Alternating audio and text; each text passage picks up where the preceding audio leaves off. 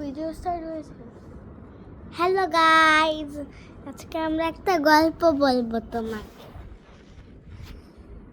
সেই গল্পের নাম রাজা রাজা আর টুনটুনি। এক দেশে ছিল একটা রাজার গাছ। ওখানে রাজার বাগান ছিল। রাজার বাগানে শুধু একটা টুনটুনি থাকতো। টুনটুনি ওখানে বাসা বানাতো। পরে ওখানে রাজার মন্ত্রীরা তো এসেছে বাইরে এসে দেখে যে ওখানে টুনটুনিরা। পরে দেখে বলে যে রাজা, ওখানে তো একটা টুনটুনি, আবার ওই দুষ্টু টুনটুনিটা আপনাদের গাছে ডিম পেড়েছে আর ওখানে বাসাও বানিয়েছে। রাজা বলল যে তাই, আচ্ছা এসে দেখাই। পরে ওখানে রাজা এসেছে। পরে বলেছে যে টুনটুনি, তুমি আবার আমার বাসায়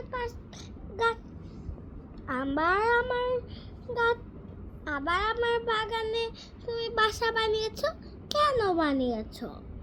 পরে টুনটুনি বলল যে আপনার বাগান তো অনেক সুন্দর। পরে একটা ডিম নিয়ে বলল তো। পরে রাজা বলল, আমাকে একটা ডিম দিবি, দেখি তোর কত সুন্দর বাচ্চা হয়েছে। পরে টুনটুনি তার ডিম নিয়ে এসে রাজাকে দিল। রাজা বলল যে আজকে আমরা তোর ডিমটা সিদ্ধ করে খেয়ে ফেলবো। পরে টুনটুনি বলেছে,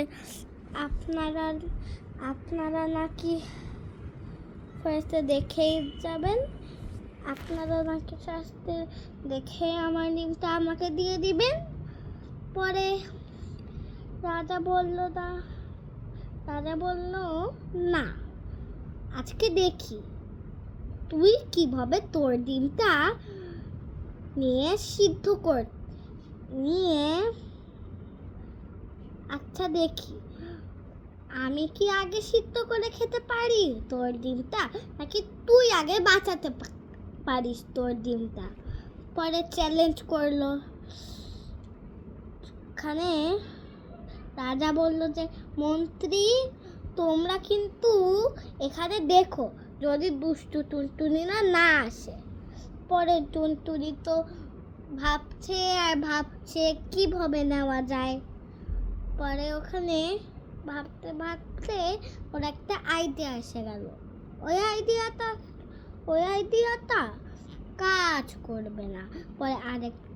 পরে ওখানে ময়ূরের পালক নিয়ে ময়ূরের মতন সাজলো। পরে বলেছে, দেখো তো আমাকে কেমন সুন্দর লাগে।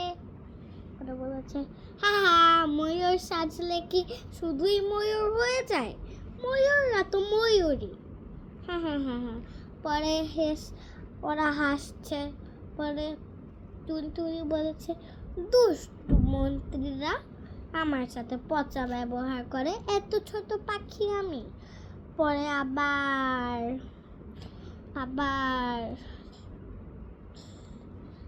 আবার টুনটুনি একটা ছোট্ট টুপি মাথায় পরলো আর একটা পার্স হাতে দিল, একটা কালা চশমা পরলো, পিঙ্ক কালার সব। পরে বলল যে দেখো তো আমাকে কেমন সুন্দর লাগে। পরে বলল যে হা, তোমাকে দেখতে এতই সুন্দর লাগে না, এত বাজে লাগে। পরে আবার বলল, তোমরা অনেক দুষ্টু, আমি নিজেতে একা আমার ডিমটাকে বাঁচাতে চেয়েছিলাম। পরে টুনটুনি মনে মনে ভাবছে। পরে শুনছে ওখানে কথা হয়। পরে ওখানে চুপ করে একটা দড়ি তাকে বেঁধে এরকম করে দিল বাসায়, রাজপ্রাসাদে ওখানে দিল। পরে ওরা তো কথাই বলতে থাকছে, ডিমের খেয়াল করে না, এরকম করে টেনে তাদের ডিমকে বাঁচিয়েছে। এইটা হলো আমার গল্পটা। গল্পটা লাইক হলে শেয়ার করে দিন।